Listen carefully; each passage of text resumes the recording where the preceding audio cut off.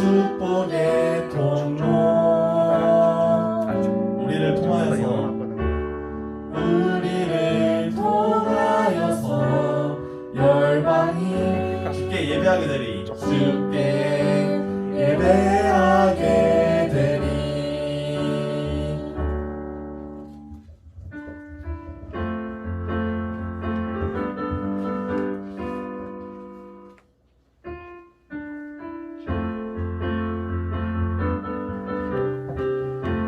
수치면 섭시다. 이번엔 저 바다보다도 더 넓고 저 산과 하늘보다 더 높은 주님의 은혜가 이곳에 가득해. 살아계신 주 나의 하나님 언제나 넘치는 주의 사랑으로 내 안에 가득히 넘쳐 흐르네. 내게 강 같은 평화 내게 강 같은 평화 내게 강 같은 평화가 넘치네. 내게 강 같은 평화 내게 강 같은 평화 내게 강 같은 평화가 넘치네. 다시 저 바다보다도 더 넓고 저 산과 하늘보다 더 높은 주님의 은혜가 이곳에 가득해. 살아계신 주 나의 하나님 언제나 넘치는 주의 사랑으로 내 안에 가득히 넘쳐 흐르네. 내게 강 같은 평화 내게 강 같은 평화 내게 강 같은 평화가 넘치네. 내게 강 같은 평화 내게 강 같은 평화 내게 강 같은 평화가 넘치네.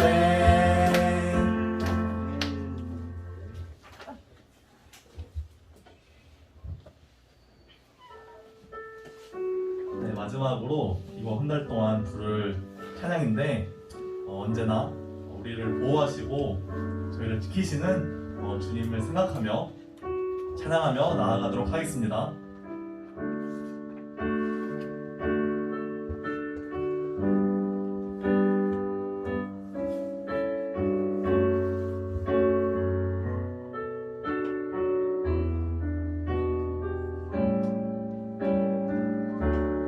나의 소망 되신 주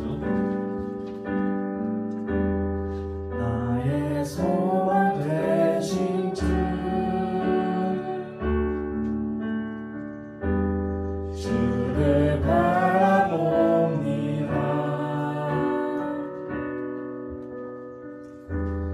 다시 오실 나의 왕 예수 주를 기다립니다. 다시 한번 나의 소망 되신 주 나의 소망 되신 주 주를 바라봅니다.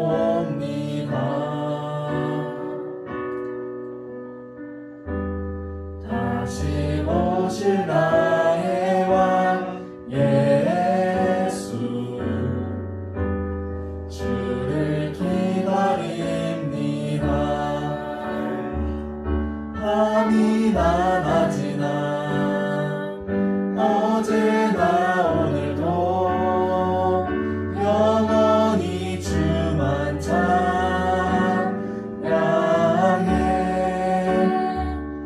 괴롭고 슬플 때 낭망하여 넘어져도 언제나 주만 찬양하겠네. 다시 나의 소망 되신 주 나의 소망 되신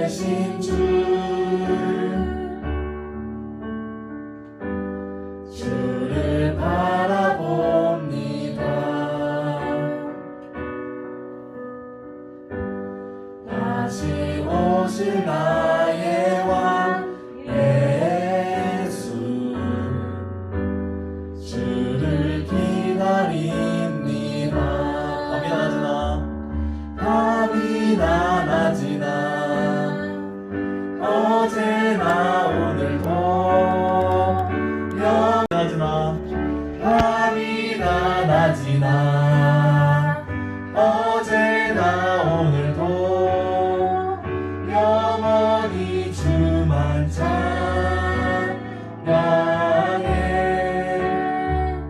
괴롭고 슬플 때 낙망하여 넘어져도 언제나 주만 찬양하겠네. 이 시간 이제 다 같이 기도하면 좋겠는데, 오늘은 예수님이 사흘 만에 다시 부활하신 부활절입니다. 주님께 밤이나 낮이나 찬양하고 감사하는 마음으로 기도를 드렸으면 좋겠습니다. 그리고 늘 우리를 보호하시고 지키시는 주님을 묵상하면서 이 시간 다 같이 기도하도록 하겠습니다. 기도하겠습니다. 저희들을 모습 입으시고 저희들을 보호하신 주님의 사랑으로 나아갑니다.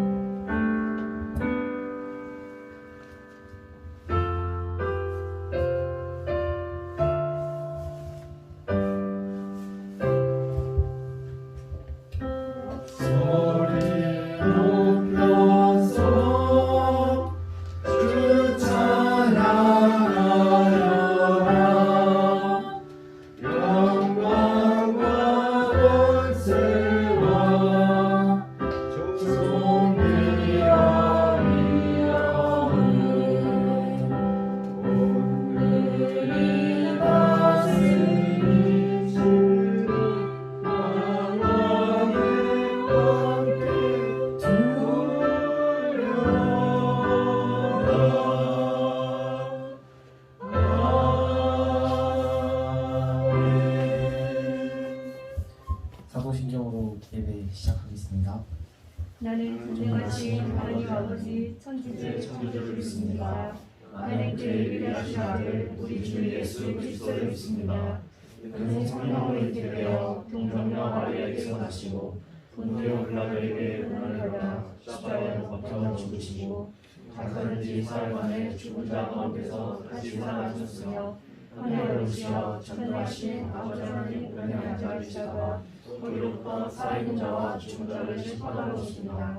나는 성령을 믿으며 거룩한 공교회와 성도의 교제와 죄를 용서하는 것과 몸의 부활과 영생을 믿습니다. 아멘. 대표기도 변찬 선생님. 네, 기도하겠습니다. 사랑 많으신 하나님 아버지 감사합니다. 저희가 오늘도 이곳에 모여 주님께 예배 드릴 수 있는 시간과 장소를 허락해 주시니 감사합니다. 예배를 드릴 때 온전히 주님께 정성을 다해서 마음을 다해서 드릴 수 있는 예배가 되게 도와주세요. 예수님 이름으로 기도합니다. 아멘.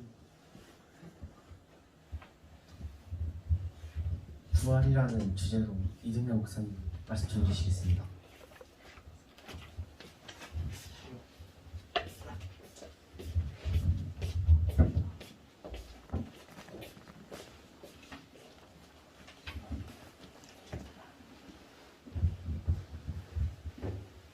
여러분 오랜만에 만나서 반갑습니다.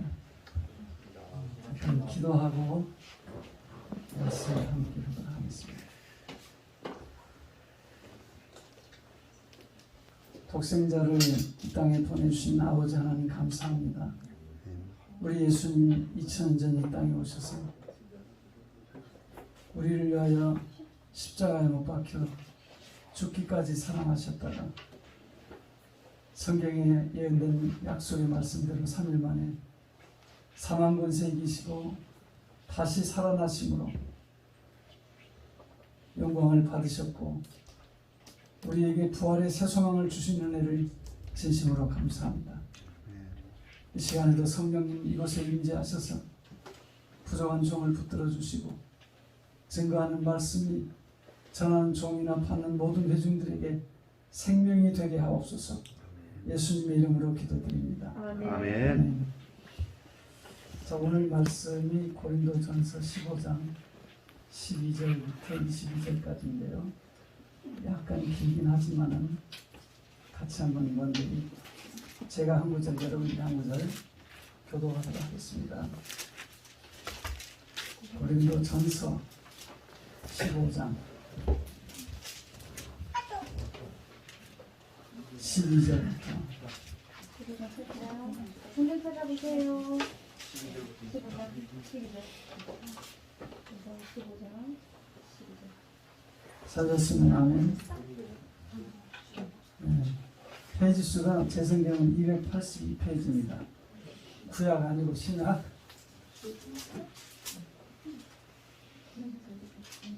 (282쪽) 고린도전서 15장 12절부터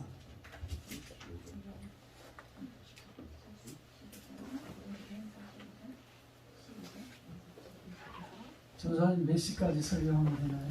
생각하신 대로 10시 전에 가능하면 짧게 하겠습니다. 찾으셨죠? 아멘. 그리스도께서 죽은 자 가운데서 다시 살아나셨다 전파되었거늘 너희 중에서 어떤 사람들은 어찌하여 죽은 자 가운데서 부활이 없다 하느냐? 만일 죽은 자의 부활이 없으면 그리스도도 다시 살아나지 못하셨으리라.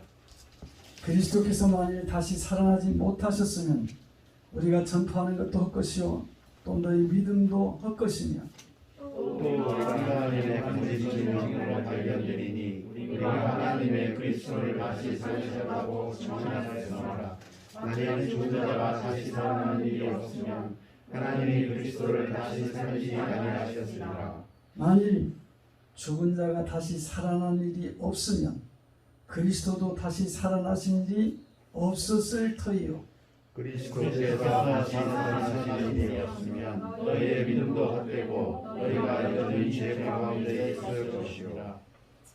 또한 그리스도 안에서 잠자는 자도 망하였으리니 만일 그리스도 안에서 우리가 바라는 것이 만이 세상에 천국이며 모든 사람 가운데 우리가 더욱 불쌍한 자이니라. 그러나 이제 그리스도께서 죽은 자 가운데서 다시 살아나사 잠자는 자들의 첫 열매가 되셨도다.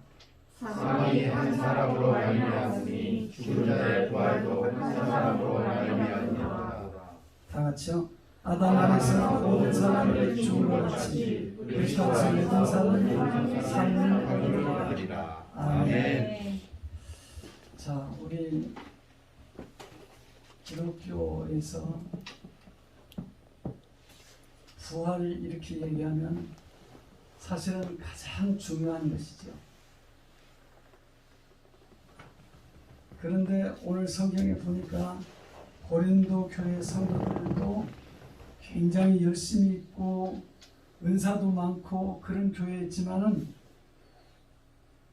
부활을 못 믿는 사람들이 많았다는 거예요. 그래서 12절에 보니까 그리스도께서 죽은 자 가운데서 다시 살아나셨다 전파되었거늘 너희 중에서 어떤 사람들은 어찌하여 죽은 자 가운데서 부활이 없다 하느냐. 분명히 예배당엔 잘 다니고 교회 안에서 직분도 받고 교회 여러 가지 종교적인 활동은 잘 하는데 막상 부활에 대해서는 믿지 못한다는 거예요. 부활은 그건 없어.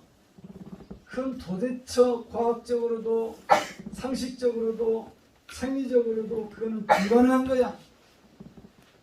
이렇게 주장하는 사람들이 적지 않았다는 것이죠.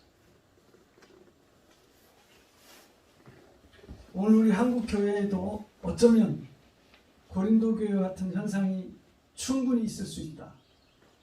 범위를 좁혀서 우리 여기 저와 여러분들도 한번 생각해 봐야 되겠다는 거죠.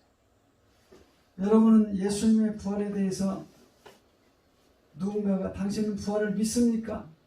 예수님이 진짜 죽었다가 살아난 것을 확인합니까? 확실히 믿습니까? 그냥 종교적으로 답변할 것이 아니고 내 가슴 속에서 정말 나는 절절하게 분명하게 예수님은 죽음을 이기고 다시 살아나셨다고 나는 믿고 있는가? 이거는 누구에게 내가 자신 있게 말한다고 되는 게 아니에요. 난 장담해 그렇다고 될 일도 아니에요. 내 가슴에서 믿어져야 되는 거예요. 과연 예수님의 부활은 역사적인 진실인가? 그것은 사실인가? 그거를 오늘 한번 내 가슴 속에서 답변을 해보시기 바랍니다. 여러분 스스로 뭐 입으로 대답하시라는 게 아니에요. 내 가슴 속에서 스스로 한번 나하고 내가 나를 물어보고 내가 나에게 답변해보라는 거예요.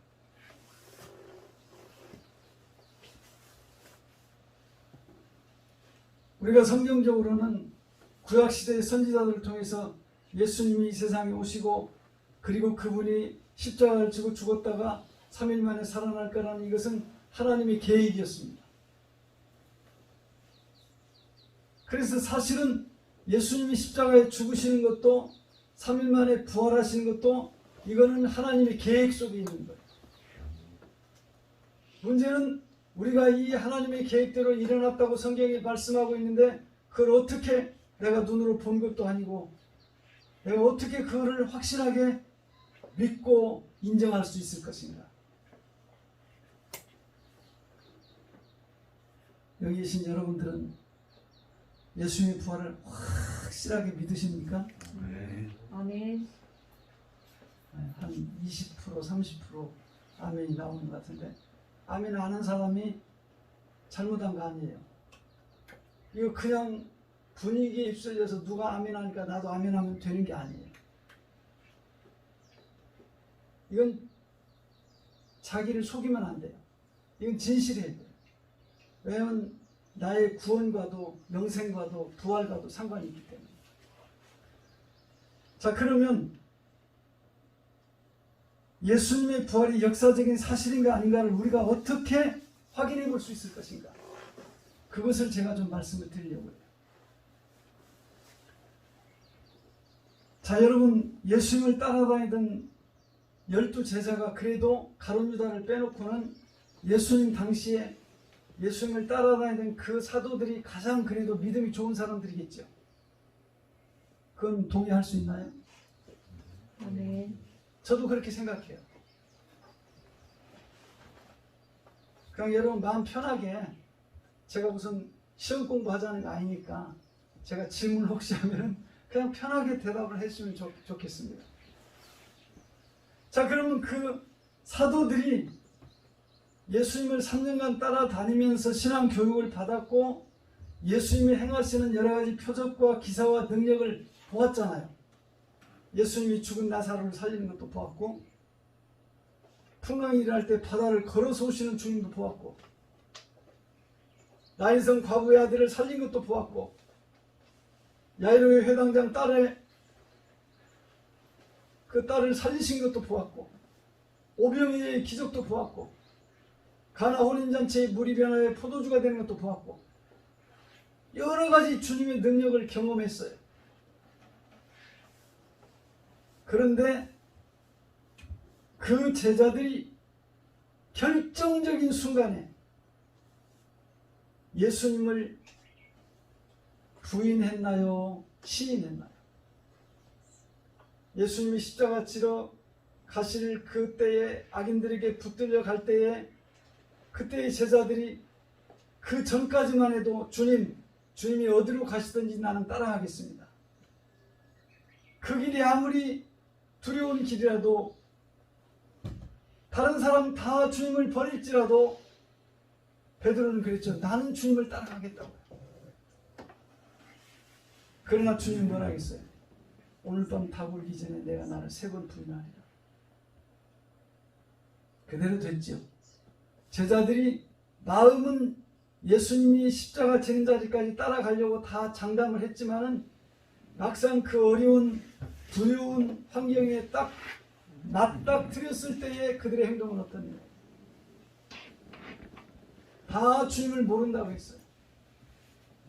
다른 말로 표현하면 그 예수님의 11 제자들도 특별한 사람들은 아니었다.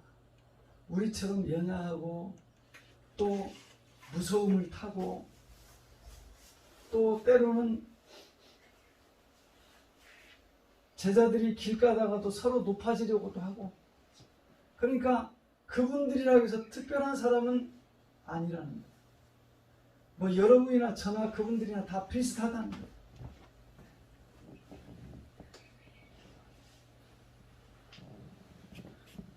자, 이 사람들이 예수님이 붙들렸을 때에 다 주님을 모른다고 했어요.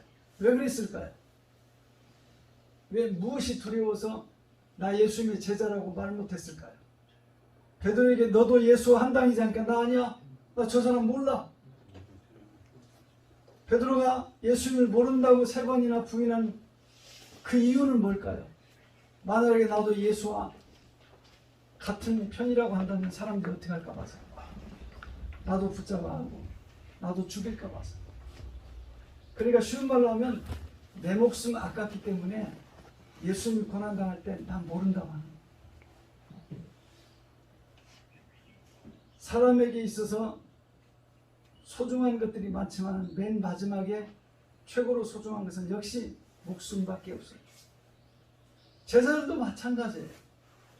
우리와 똑같이 자기 목숨이 아까웠기 때문에 베드로도 요한도 야고보도 그 여러 제자들이 다 예수님을 모른다 하고 떠나갔던 것이다.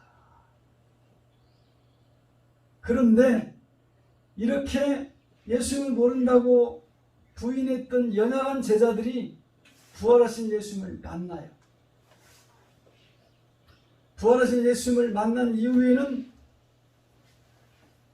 그 예수님의 명령을 따라서 마가의 다락방에 모여서 기도하죠. 120년 동안 기도하다가 성령을 받아요. 성령을 받은 이후에 이들은 마음도 변화되고 생활도 변화가 됐어요. 그래서 사도행전 3장에 보면은 너희가 십자가에 달아 죽인 예수를 하나님이 살리셨다. 이렇게 예수님을 잡아 죽인 사람들 앞에 나가서 당당하게 맞서서 부활을 증언하는 것. 그렇게 함으로 인해서 야고보는 칼로 목이 잘려져서 순교를 당했어요. 맨 먼저. 그 다음에 다른 사도들도 붙잡혀가서 매를 맞고 감옥에 갇혀요. 자, 이 예수님의 사도들이 예수님이 다시 살아났다고 사람들에게 당시의 종교 지도자들 그 사람을 잡아가고 가두고 죽일 수 있는 권한까지 가진 그 제사장들 앞에서 예수님이 다시 살아났다, 우리가 목격했다, 우리는 증인이다, 이렇게 할 때는 어때요? 뭘 아끼지 않고 지금 증언하는 거예요? 그렇죠. 자기 목숨을 아끼지 않고 증언하는 거예요. 그러면 이 사도들의 삶의 모습이 완전히 새로운 사람으로 변화가 됩니다.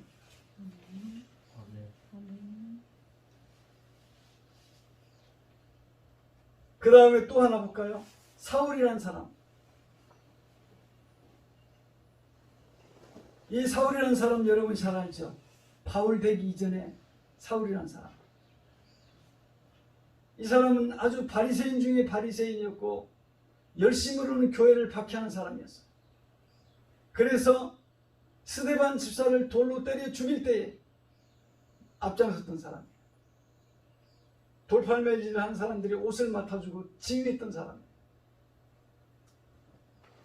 그리고 박해를 피해서 저 외국 다메섹으로 도망간 피난간 예수 믿는 사람들을 잡아 죽이려고 대제사장들에게 공문을 받아가지고 체포할 수 있는 권한을 가지고 다메섹에 쫓아갔어요. 그런데 다메섹에 가다가 갑자기 하늘로부터 빛이 임하고 음성이 들려왔어요. 사울아, 사울아, 내가 어찌하여 나를 핍박하느냐? 그때 사울의 눈이 멀어지고 땅에 꼬꾸라졌어요. 거기서 하는 말이 주여 누구십니까? 그러죠. 그러니까 나는 내가 핍박하는 예수다. 그러니까 이 사울이라는 젊은이가 예수를 미워하고 예수를 본 적도 없는데 박해하고 예수 믿는 사람을 잡아다 가두고 돌로 쳐서 죽이는 일에 앞장섰는데 그 사울을 예수님이 부활하신 예수님이 빛으로 만나시고 내가 어찌해서 나를 박해하느냐고 말씀하십니다. 여기서 사울이 꼬꾸라졌어요. 아, 내가 뭘 잘못 알았구나. 사울의 생각에는 예수라는 사람은 하나님과 정반대되는 사람이고 마귀의 괴수찜으로 생각을 했는데 그래서 예수 믿는 사람을 지독하게 미워하고 이를 갈고 죽이려고 했는데 죽이기까지도 했고요. 그런데 아, 내가 잘못했구나. 거기서 회개가 일어나죠. 그리고 며칠 만에 변화를 받고 아나니아를 통해서 안수를 받고 눈이 떠지고 그 다음에 예수를 증거하는 사람으로 평생을 살아가요. 로마에 가면 그 바울의 기념성전이 있어요. 그 기념성전에 가면 바울이 목이 잘라서 순교했다는데 거기에 이렇게 우물이 3개가 표시가 되어 있어요. 바울을 죽일 때에 칼로 쳐서 목이 떨어졌는데 목이 떨어져서 통통 3번 튀었대요. 근데 거기서 물이 솟아났다는 거예요. 제가 가보니까 이제 그런 설명을 하더라고요. 그러니까 그렇게 죽기까지 이 사울이라는 사람이 바울로 변화를 받아서 주님을 위해서 복음을 전했어요. 예전에는 예수 믿는 사람을 박해하는 자가 변화를 받아서 자기가 예수를 증거하면서 자기가 박해를 받는 사람으로 변화가 됐어요. 왜 그렇게 변화가 됐지? 누굴 만났기 때문에? 부활하신 예수님을 만났기 때문에. 그러니까 어떤 면에서 저와 여러분들이 예수님의 부활을 내 가슴속으로 깊이 있게 진실하게 믿을 수 있으려면 누굴 만나야 돼요? 부활하신 주님을 만나야 돼요. 여러분 가슴속에. 그게 가장 분명하고 그게 가장 확실한 거예요. 이론적으로 종교적으로 교육을 받아서 내가 그냥 이론적으로 예수의 부활을 믿는다면 그 믿음은 환란이 오고 핍박이 오면 쉽게 무너져 버릴 수 있는 거예요. 그러나 내가 부활하신 예수님을 경험하게 되면 죽어도 부정할 수가 없는 거예요.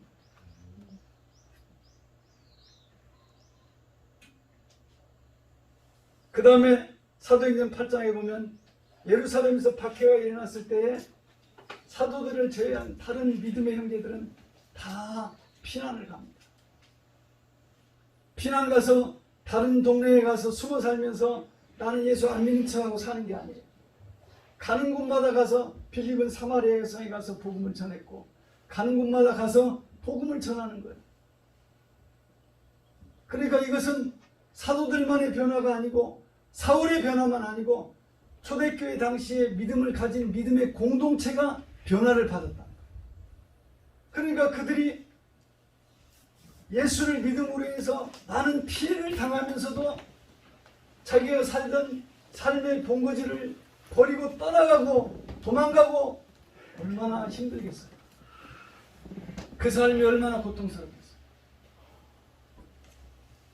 그런데도 가는 곳마다 예수님을 전한다는 것은 그들의 가슴 속에 부활하신 주님이 함께 하셨다는 증거예요. 로마에 가면은 카타콤이라는 지하 공동묘지가 있잖아요. 그것은 약 땅에서부터 지하로 10m에서 15m를 파고 들어가 가지고 그 안에 약 1m 정도 통로를 딱 만드는 거예요. 그 막 거미줄 같이 길이 막 뚫려져 있어요. 기본적으로는 지하 공동묘지입니다. 그래서 사람이 죽으면은 그 안에다가 이렇게 벽 같은 데다가 구멍을 뚫어가지고 시체를 넣어놓는 거예요. 또 어떤 경우에는 특별한 경우에는 약간 큰 방처럼 만들어가지고 거기다가 시신을 보존하기도 하고, 그리고 박해를 피해서 거기에 숨어들어서 그리스도인들이 예배하는 장소로 쓰기도 하고요. 위험하면 도망가서 거기서 피난가 있다가 목숨을 보존하기도 하고.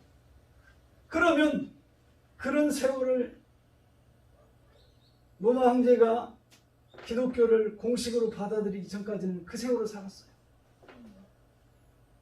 그러면 그 사람들이 무엇 때문에 그랬어요? 예수님에 대한 부활의 신앙이 없다면 그렇게 살 수가 없는 거예요. 자, 그러면 사도들의 변화, 사울의 변화, 믿음의 공동체의 변화, 그들이 예수님의 부활을 믿고 증언함으로 그들이 얻었던 것은 무엇이고 그들이 잃었던 것은 무엇일까요? 그들이 예수님이 살아나셨다고 목숨을 바쳐가면서 증언을 했어요.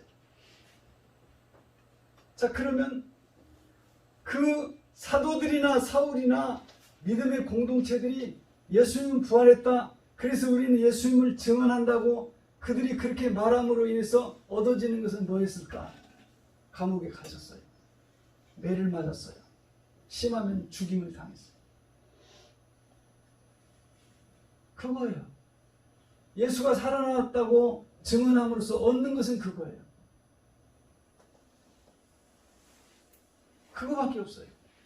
예수님이 살아났다 해서 돈을 받는 것도 아니고 명예를 얻는 것도 아니고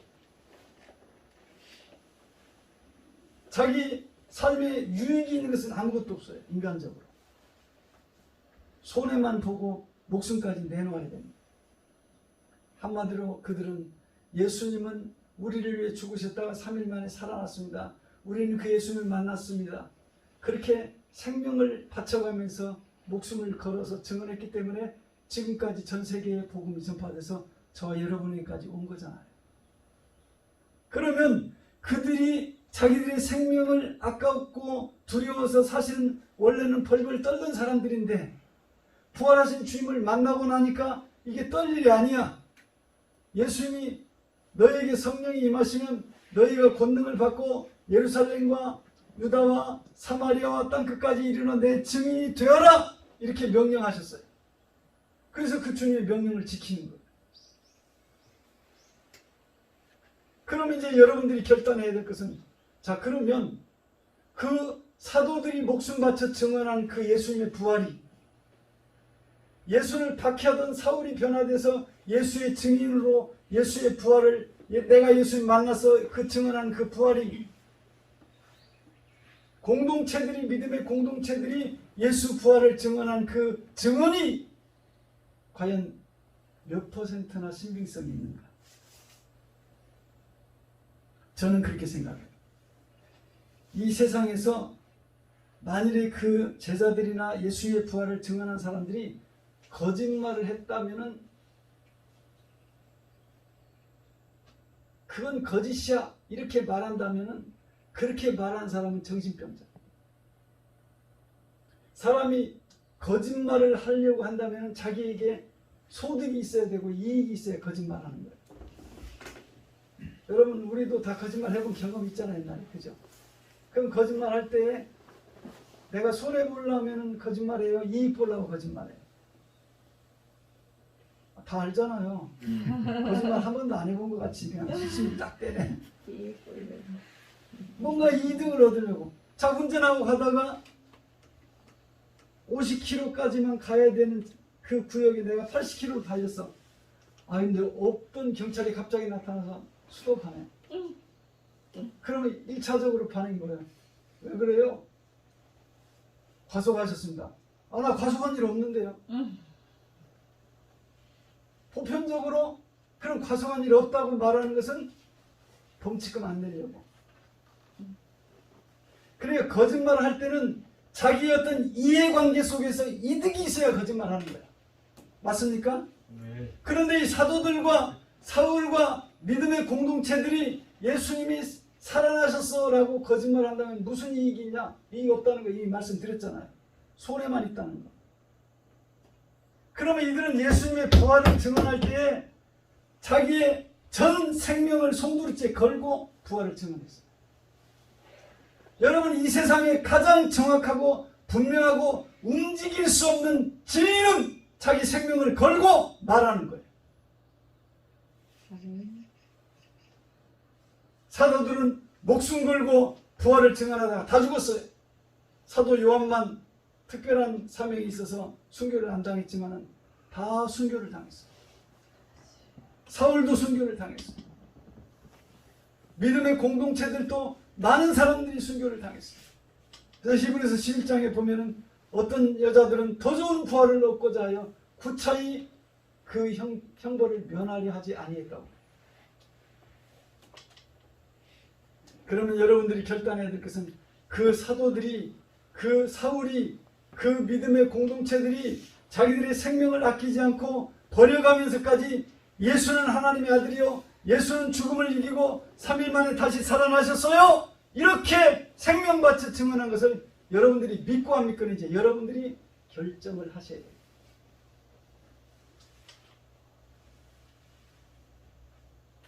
기억할 것은 누가 거짓을 위해서 자기의 목숨을 걸겠느냐는 것. 그럴 사람 없는 것. 예수님의 부활이 진실하기 때문에 목숨을 걸고 예수님은 부활했다고 선포했다는 것.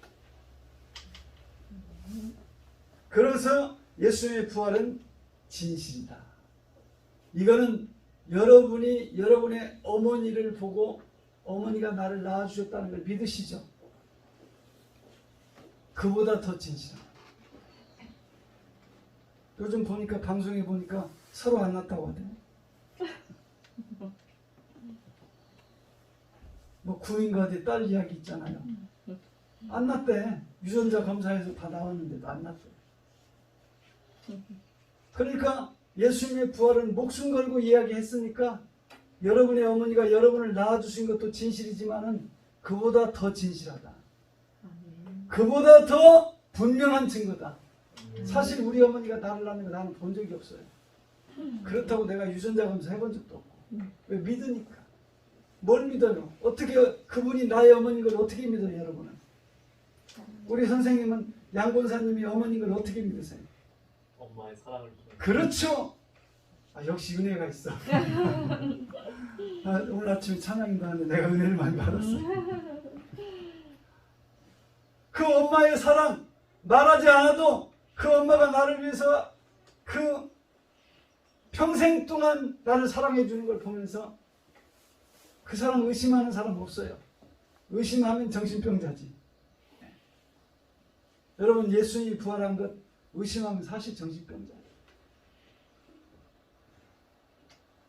자, 그러면 우리 한번 이제 그냥 눈 감고 나는 예수님이 나를 위해 죽으시고 나를 위해 부활하셨다는 그 사도들의 목숨 바친 증언을 나도 확실히 믿습니다 하는 사람만 오른손 한번 들어보세요. 눈 감고. 그냥 안 들어도 괜찮아요. 솔직하게. 네. 감사합니다. 안 되겠습니다.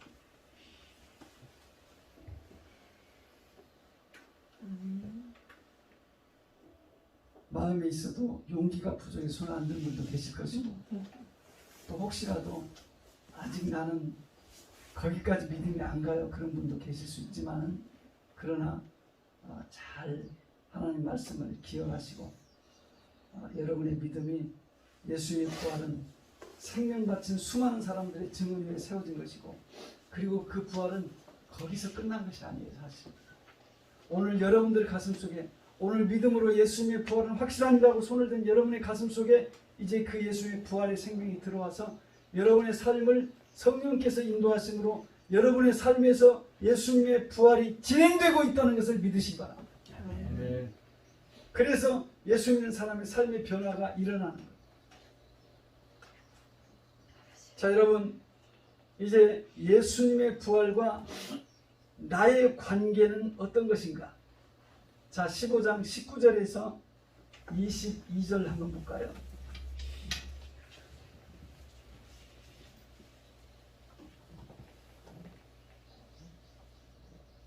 아, 23절에서 24절만 봅시다. 그러나 각각 자기 차례대로 되리니 먼저는 첫 열매인 그리스도요 다음에는 그가 강림하실 때에 그리스도에게 속한 자요 그 후에는 마지막이니. 자, 이 부활이 예수님의 부활로 끝나는 것이 아니라는 거예요. 우리 예수님의 부활을 믿는 구원받은 성도들도 부활하는 때가 온다는 거예요. 첫 번째는 첫 열매인 예수님의 부활이고 두 번째는 그 차례대로 부활이 돼요. 똑같이 부활하는 게 아니라 차례가 있다는 거예요. 그래서 23절 먼저는 첫 열매인 그리스도요 그랬어요. 그리스도는 이미 부활하셨죠. 다음에는 그가 강림하실 때에 그리스도에게 속한 자예요. 예수님이 강림하실 때에 그리스도에게 속한 자가 부활한다는 거예요. 그럼 모든 성도가 그때 부활하는 것이 아니고 특별한 사람들이 있어요. 주님과 복음을 위해서 순교한 자들이 있고 살아서 주님을 맞이하는 자들이 있는데 어쨌든 예수님에게 그리스도에게 속한 자들이 두 번째 부활했어요. 그 다음 24절에 그 후에는 마지막입니다. 그럼 세 번째 부활입니다. 그 후에는 마지막입니다. 이건 그냥 참고로 제가 말씀을 드립니다.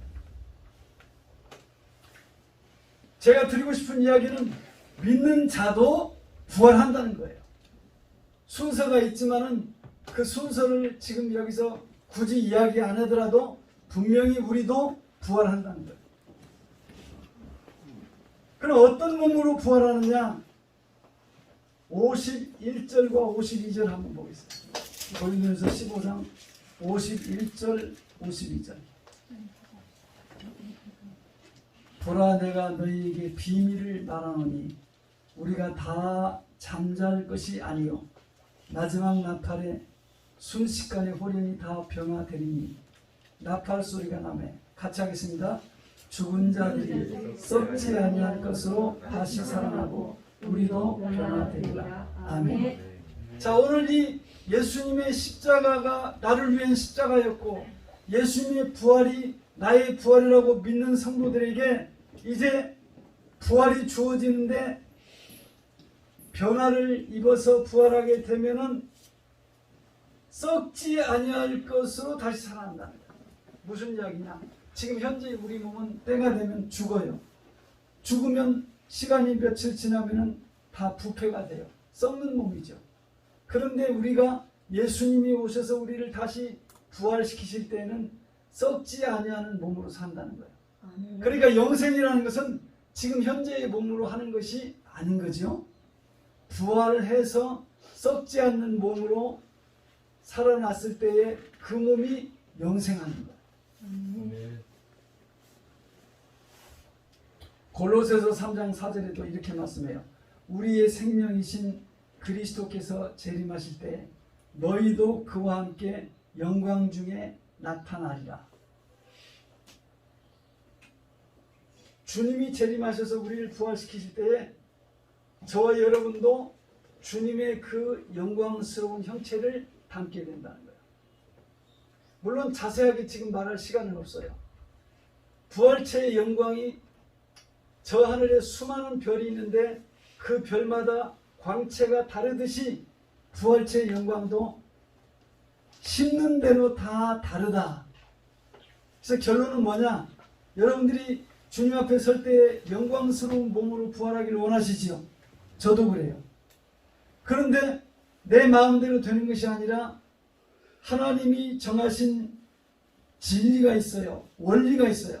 같이 하겠습니다. 사람이 무엇으로 심든지 심는 대로 거두리라. 갈라디아에서 나온 말씀이죠. 이거는 만고불변의 진리예요. 심는 대로 거두리라.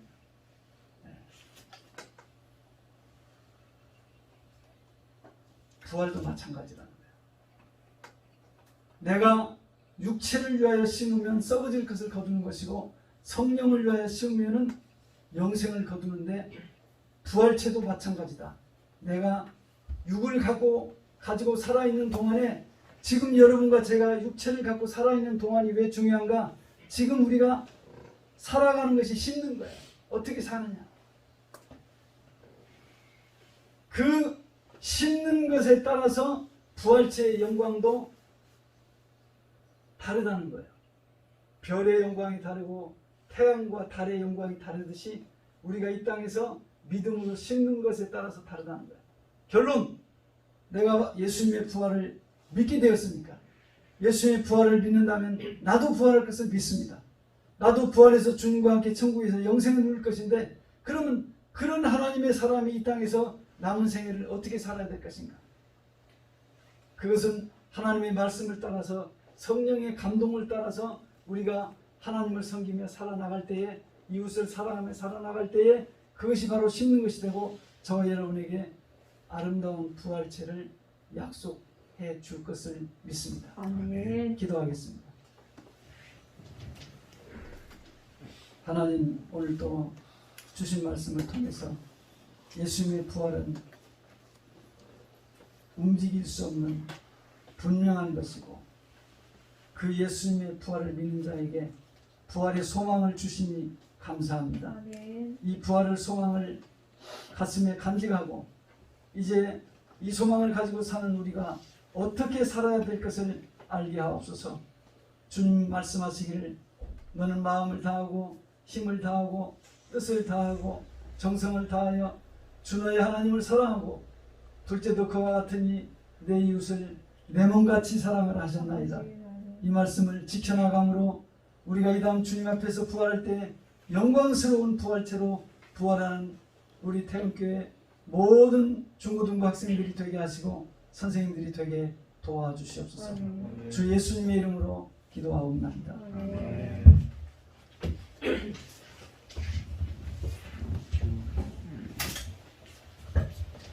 홍원 서주 학생.